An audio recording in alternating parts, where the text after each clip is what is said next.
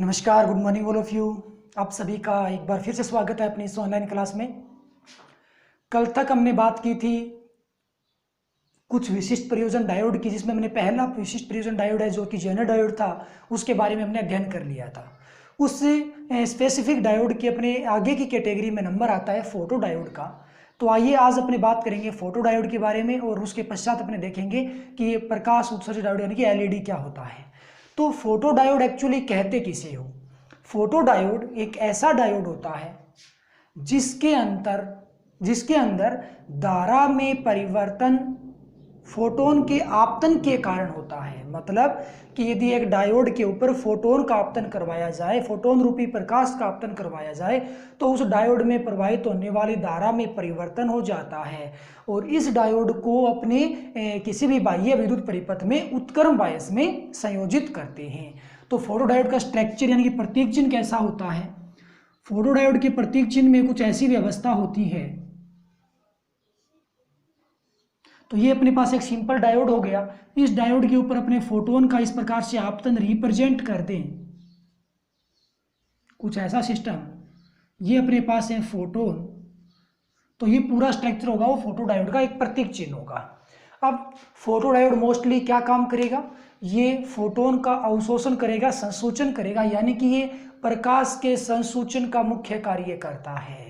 इसके अन्य और भी बहुत सारे उपयोग हैं, इसको हम समझने के पश्चात उसको देखेंगे क्या क्या यूज है, लेकिन मोटा मोटी तौर पे ये प्रकाश के संसूचन का कार्य करता है। अब ये फोटो डायोड किस प्रकार काम करेगा और उसके लिए क्या प्रायोगिक व्यवस्था होगी, तो ये सबसे पहले अपने जानते हैं कि इसकी प्रायोगिक व्यवस्था कैसी होगी।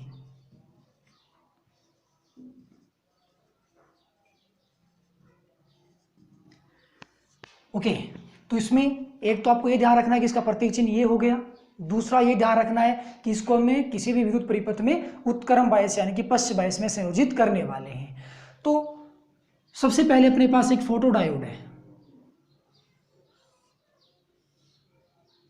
कुछ इस प्रकार से।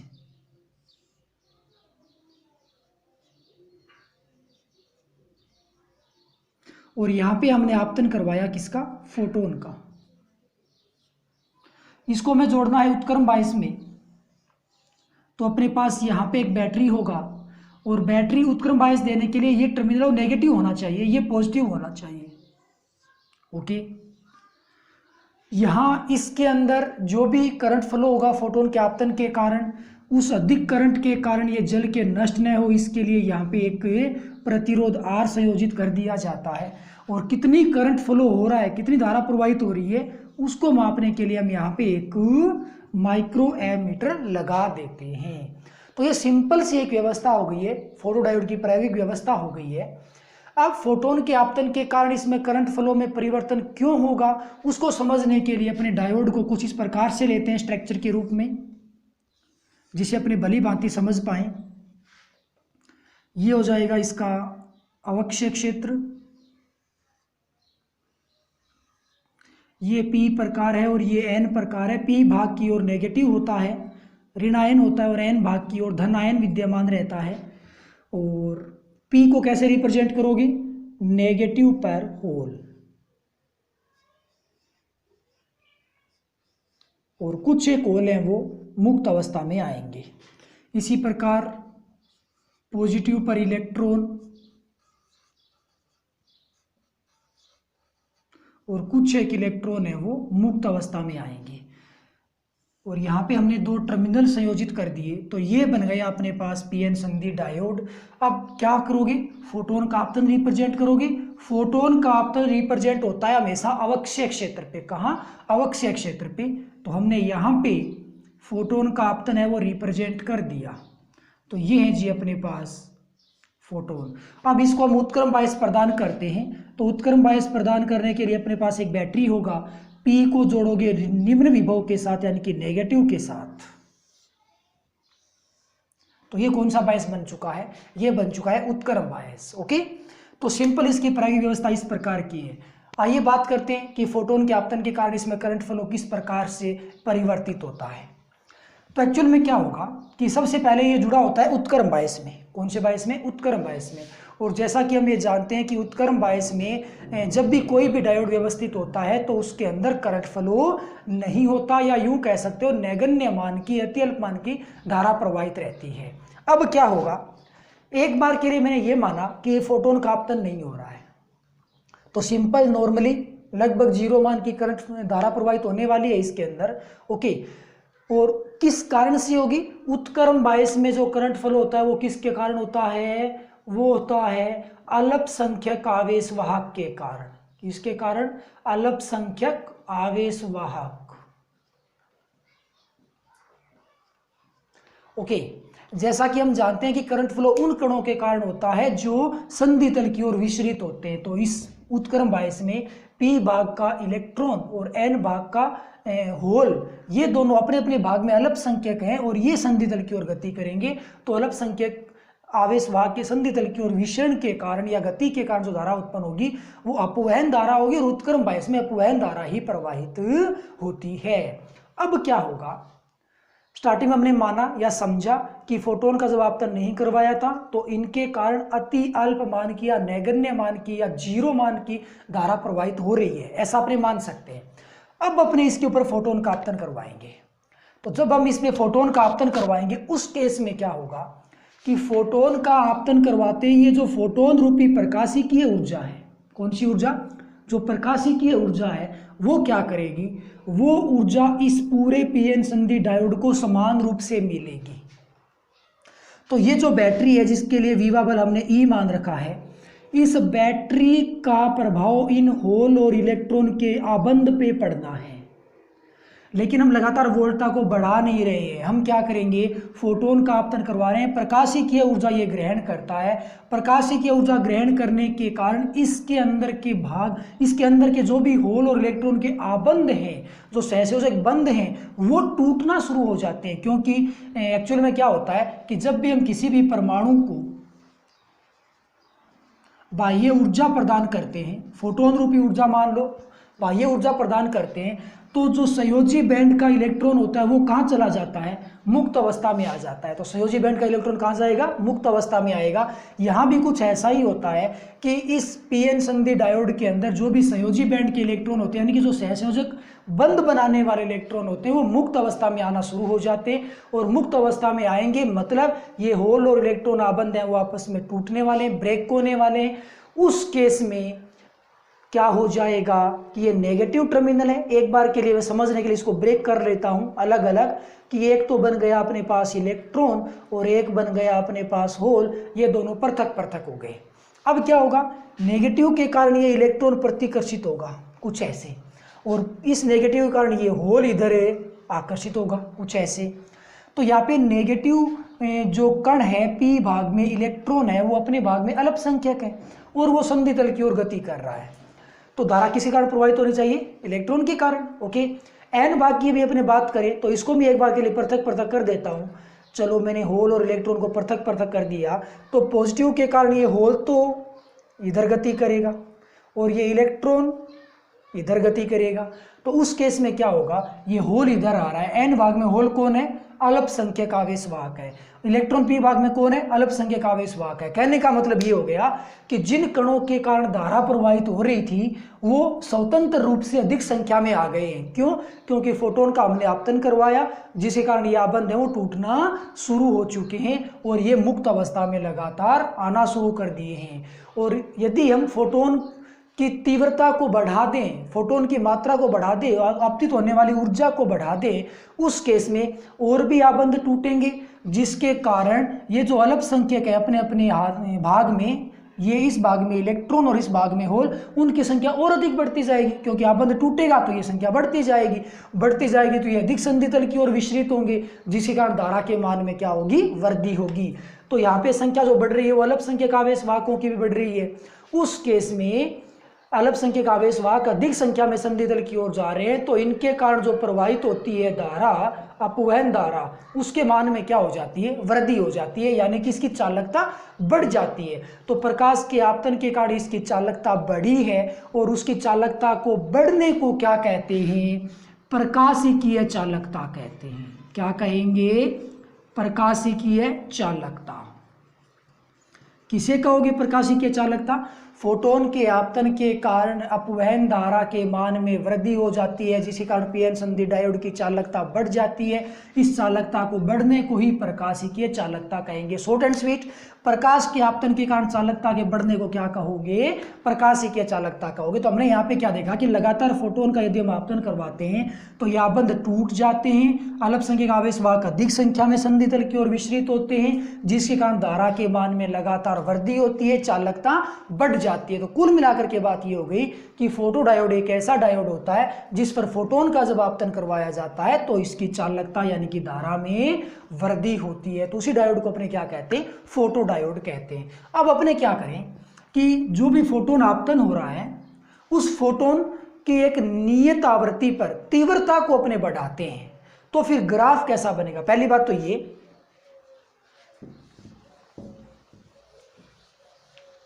कि अपने जो उत्क्रम बायस का ग्राफ था, यदि आप लोगों को याद हो तो ग्राफ कुछ ऐसा था।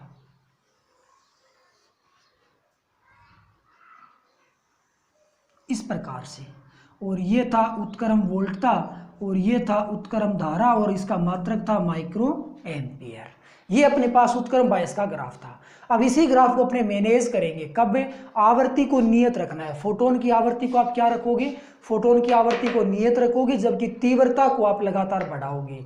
लेसन नंबर 13 हमने पढ़ा, उसमें हमने ये समझा था कि यदि तीव्रता को बढ़ा दिया जाता है तो संतृप्त धारा के मान में वृद्धि होती है, जबकि इलेक्ट्रॉनों का वेग और उसकी गतिज ऊर्जा पे कोई प्रभाव नहीं पड़ता। तो नियत आवृत्ति और तीव्रता को परिवर्तित करेंगे, तीव्रता को बढ़ाएंगे, तो जो संतृप्त धारा आपको नजर आ रही है वो धारा लगातार क्या होगी? बढ़ती जाएगी। तो यदि अपने तीव्रता को लगातार बढ़ाते चले तो इसका जो ग्राफ हमें मिलेगा वो कुछ ऐसा मिलेगा। तो ये तो हो जाएगा I1 तीव्रता का ग्राफ, ये I2 का बनेगा, ये I3 का बनेगा, और यहाँ पे I3 है वो सबसे ज़्यादा तीव्रता है। तो हमें यहाँ पे इस कंडीशन को रिप्रेजेंट करना होगा कि I1 is less than I2 is less than I3, यानी कि I3 सबसे ज़्यादा है, उससे कम I2 है और उससे कम I1 है। तो भिन्न भिन्न तीव्रताओं पर नियत आवृत्ति की कंडीशन में भिन्न भिन्न तीव्रताओं पर जो भी आप आरेख खींचते हो फोटोडायोड के लिए, वो आरेख कुछ ऐसा हमें प्राप्त होता है। तो इस आरेख को भी आप ध्यान रखोगे, ये आरेख भी कई बार 1 नंबर का पूछ लिया जाता है। तो ये अपने पास फोटोडायोड है। अब अपने बात करें फोटोडायोड के यूज की, तो फोटोडायोड का उपयोग क्या होता है? फोटोडायोड का मुख्यतः उपयोग होता है क्या? प्रकाश संसूचन में। किसमें? प्रकाश संसूचन में इसका मोस्टली यूज होता है। तो इस चीज को आप ध्यान में रखोगे। यदि अपने इसके अन्य यूज की ओर बात कर लें तो जो प्रकाश चलित स्विच होते हैं उनमें भी फोटोडायोड का यूज होता है। यदि अपने और यूज की बात करें तो कंप्यूटर का टेप कार्ड जो होता है उसको रीड करने में, टेप कार्ड को पढ़ने में भी फोटोडायोड का यूज होता है। तो प्रकाश संसूचन में भी, प्रकाश चलित स्विच मशीन में, या कंप्यूटर टेप कार्ड को पढ़ने में, या यूं कह लो फिल्मों के अंदर पुनः ध्वनि उत्पादन में, फिल्मों में पुनः ध्वनि उत्पादन में भी इसका यूज होता है। तो इसके यूजेज हैं वो भी आपको याद रखने हैं। तो ये था अपने पास फोटोडायोड। अब अपने नेक्स्ट टॉपिक की ओर बढ़ते हैं और बात करते हैं कि एलईडी क्या होता है, प्रकाश उत्सर्जक डायोड क्या होता है। तो नेक्स्ट अपने पास टॉपिक होगा प्रकाश उत्सर्जक diode, light emitting diode, LED. जो अपने घरों में एलईडी होता है ये वही एलईडी है, प्रकाश उत्सर्जक डायोड। एक्चुअली प्रकाश उत्सर्जक डायोड किसे कहते हैं? एलईडी एक ऐसा डायोड होता है जो प्रकाश के उत्सर्जन का कार्य करता है। उस डायोड को हम क्या कहेंगे? एलईडी यानी कि प्रकाश उत्सर्जक डायोड कहेंगे। और ये किसी विद्युत परिपथ में अग्र बायस में संयोजित होगा। ये ठीक फोटोडायोड का ऑपोजिट है। तो एलईडी उसमें फोटोडायोड में क्या था, फोटोन के आपतन के कारण करंट फ्लो हो रहा था, और यहाँ पे क्या होगा कि यहाँ करंट फ्लो के कारण फोटोन का निष्कासन होगा। तो वहाँ फोटोन का आपतन हुआ, फिर करंट फ्लो हुआ। यहाँ क्या होगा, पहले करंट फ्लो होगा, फिर फोटोन का निष्कासन होगा, यानी कि प्रकाश का उत्सर्जन होगा, वो भी किसके रूप में, फोटोन के रूप में। ओके, तो इसमें एक्चुअली इसकी संरचना कैसी होती है, इसका प्रतीक चिन्ह कैसा होता है, इसका प्रतीक चिन्ह कुछ ऐसा होता है। ये अपने पास एक सिंपल डायोड है, इसके अंदर से आप प्रकाश का निष्कासन करवा दीजिए, और वो भी किसके रूप में, फोटोन के रूप में या प्रकाश के रूप में। तो ये बन जाएगा किसका प्रतीक चिन्ह, प्रकाश उत्सर्जक डायोड का प्रतीक चिन्ह। तो ऐसा ही फोटो डायोड में था, फोटो डायोड में इसके फोटोन इसके ऊपर आपतित हो रहे थे, और एलईडी के अंदर यहाँ पे फोटोन है वो निष्कासित होते हैं।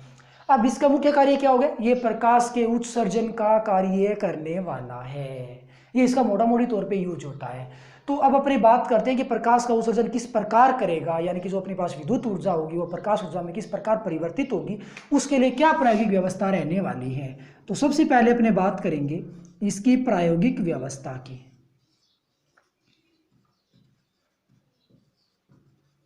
किसकी प्रायोगिक व्यवस्था किस प्रकार की होगी। अपने पास एक प्रकाश उत्सर्जक डायोड हो गया, कुछ इस प्रकार से,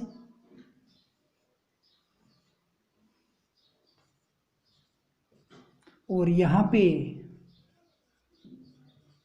फोटोन रूपी प्रकाश का निष्कासन हो रहा है। इस डायोड को हमें संयोजित करना है कौन से बायस में, अगर बायस में। तो यहाँ पे ये पी टर्मिनल है, ये एन टर्मिनल है, तो पी को किससे जोड़ोगे, पॉजिटिव के साथ, और एन को किससे जोड़ोगे, नेगेटिव के साथ। तो इस प्रकार की एक व्यवस्था बन के तैयार हो जाएगी। और आरोपित वोल्टता को हमने कितना समझ लिया, आरोपित वोल्टता को हमने ई मान लिया है। ओके, अब इसके अंदर अधिक धारा प्रवाहित ना हो, उसके कारण ये शॉर्ट सर्किट ना हो, जल के नष्ट न हो जाए, आप सुविधा अनुसार एक प्रतिरोध भी लगा सकते हो, और वही धारा मापक लगा सकते हो आप धारा को मापने के लिए।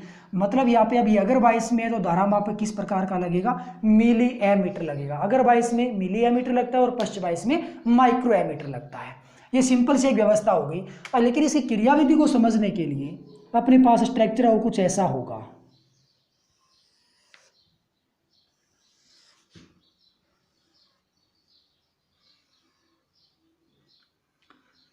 ये इसका आवश्यक क्षेत्र हो गया एक प्रकार से, ये P भाग समझ लिया और ये N भाग समझ लिया।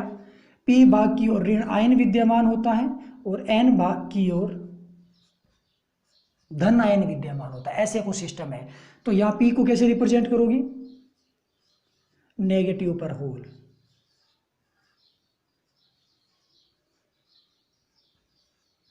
ओके, इसी प्रकार कुछ होल हैं वो मुक्त अवस्था में भी मिलेंगे हमें। एन को कैसे रिप्रेजेंट करोगे, पॉजिटिव पर इलेक्ट्रॉन,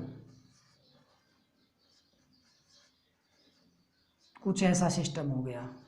और कुछ एक इलेक्ट्रॉन है वो मुक्त अवस्था में भी हमें मिलने वाले हैं। कि अब क्या होगा, इस डायोड को हमें जोड़ना है अगर बायस में।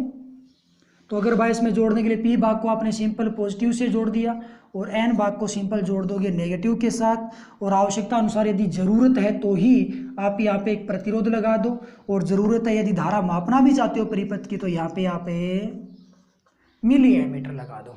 ये सिंपल सी एक व्यवस्था हो गई है। और यहाँ पे क्या होगा, जो फोटोन निष्कासित होंगे उसको अपने बाद में रिप्रेजेंट करने वाले हैं कि वो निष्कासित कैसे होने वाले हैं। तो एक्चुअल में क्या होगा कि ये अगर बायस है, आरोपित वोल्टेज कारण अगर बायस में धारा प्रवाहित होती है तो इसमें कुछ मान की धारा प्रवाहित होगी। जब इसके अंदर धारा प्रवाहित हो रही है तो उसमें होगा क्या, एक्चुअल में क्या होता है कि जो बहुसंख्यक आवेश वाहक है पी भाग में होल, ये होल इस पॉजिटिव टर्मिनल के कारण कहाँ जाएंगे, आवश्यक क्षेत्र की ओर गति करेंगे। और इसी प्रकार एन भाग के जो इलेक्ट्रॉन है वो कहाँ जाएंगे, ये भी आवश्यक क्षेत्र की ओर गति करेंगे। तो कुल मिलाकर के बात ये हो गई कि पी भाग का बहुसंख्यक होल और एन भाग का बहुसंख्यक इलेक्ट्रॉन, ये दोनों ही कण संधितल की ओर गति करेंगे, आवश्यक क्षेत्र में पहुंचेंगे और एक दूसरे के साथ पुनर्योजित होंगे। क्या होंगे, पुनर्योजित होंगे, आपस में मिलेंगे, एक दूसरे को संयोजित उदासीन करेंगे। जब ये होल और इलेक्ट्रॉन आपस में मिलते हैं, पुनर्योजित होते हैं, उस कंडीशन में संयोजन के कारण ऊर्जा उत्पन्न होती है। जैसा कि आपने लेसन नंबर 15 में देखा था कि चाहे संलयन हो चाहे विखंडन हो, यानी कि चाहे जुड़ना हो चाहे टूटना हो, प्रत्येक बार ऊर्जा जरूर उत्पन्न होती है।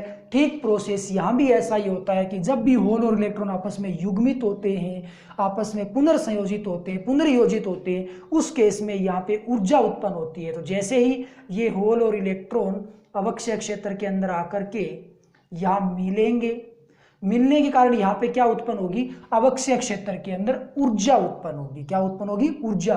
वो ऊर्जा प्रकाश के रूप में, फोटोन के रूप में निष्कासित होती है।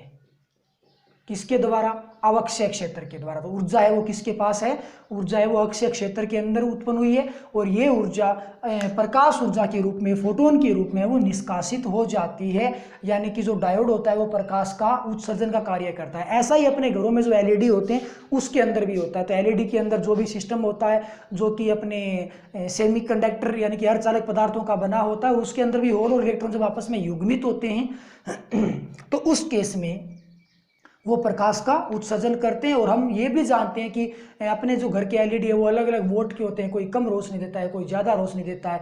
वो डिपेंड करता है कि भाई यहाँ पे जो भी होल और इलेक्ट्रॉन है वो युग्मित हो रहे हैं, वो कितनी संख्या में हो रहे हैं। ज़रूरी नहीं कि जो लाइट है वो हर बार वोल्टता इस पे डिपेंड करे। अपने घरों की वोल्टता 220 आती है, 220 वोल्टेज में भी आपको अलग अलग प्रकाश प्रदान करने वाली एलईडी मिलेंगे। एक एलईडी तो बहुत ज़्यादा प्रकाश उत्पन्न करेगा, एक एलईडी बहुत कम प्रकाश उत्पन्न करेगा। तो वोल्टता तो दोनों को सेम मिल रही है, फिर भी प्रकाश में परिवर्तन हो रहा है। तो वो डिपेंड करता है उनकी डोपिंग के ऊपर, किसकी डोपिंग क्या है, कितनी किसकी ज़्यादा है। जो छोटे एलईडी होते हैं, कम प्रकाश देने वाले होते हैं, उनकी डोपिंग बहुत कम होती है। उनके पास बहुसंख्यक आवेश वाहक जो होते हैं, गति करने वाले होल और इलेक्ट्रॉन, उनकी संख्या बहुत कम रहती है। इसके कारण वो कम युग्मित हो पाते हैं और कम प्रकाश दे पाते हैं। लेकिन जो ज़्यादा महंगे एलईडी होते हैं, जो ज़्यादा रोशनी प्रदान करते हैं, उन एलईडी के अंदर जो भी अर्धचालक होता है, पी और एन टाइप्स होता है, उसके अंदर डोपिंग ज़्यादा होता है, शुद्ध या मिश्रण की मात्रा ज़्यादा होती है, जिसके कारण ये होल और इलेक्ट्रॉन अधिक संख्या में संधि तल की ओर गति करते हैं, पुनर्योजित होकर के अधिक मान का प्रकाश है वो निर्गत करते हैं, निष्कासित करते हैं। तो यहाँ पे वोल्टता तो नियत है एक प्रकार से, लेकिन प्रकाश निष्कासित होगा उसकी मात्रा किस पे डिपेंड कर रही है, इनमें विद्यमान डोपिंग पे डिपेंड कर रही है। तो ये युग्मित हुए और किसका निष्कासन कर दिया, फोटोन का निष्कासन कर दिया। अब यदि अपने बात करें इस प्रकाश उत्सर्जक डायोड यानी कि एलईडी के यूज की, तो पहला तो ये हो जाएगा कि ये प्रकाश के निष्कासन का कार्य करते हैं। दूसरा, ये जो अपने एलईडी होते हैं उनके प्रकाशिकीय तंतु बनाने के काम में आते हैं। किसके काम में आते हैं, प्रकाशिकीय तंतु बनाने में भी इसका यूज होता है। तीसरा, यदि अपने इसके यूज की बात करें तो कम ऊर्जा हानि पर, कम ऊर्जा हानि पर एलईडी बनाने के लिए भी इसका यूज किया जाता है।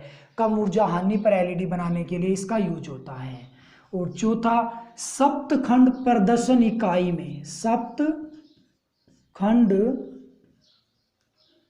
प्रदर्शन इकाई में भी इसका यूज होता है। अब ये सप्तखंड प्रदर्शन इकाई कैसा होता है, जो अपने शादी पार्टियों में जो सिस्टम होता है जिसमें बहुत सारी बत्तियां लगी होती हैं, कंटिन्यू कई बार जलती हैं, बुझती हैं, फिर जलती हैं, फिर बुझ जाती हैं, ऐसा कुछ सिस्टम होता है।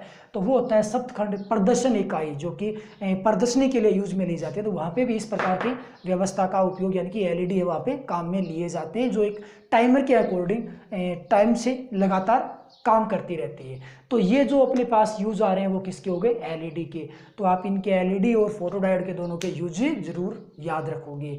तो ये अपने पास दो प्रकार के और विशिष्ट प्रयोजन डायोड हो गए थे। कल हमने पढ़ लिया था जनरल डायोड को, यानी कि विशिष्ट प्रयोजन डायोड है वो कंप्लीट हो चुका है। अब अपने कल बात करेंगे ट्रांजिस्टर की। आज के लिए बस इतना ही। Okay, bye, thank you.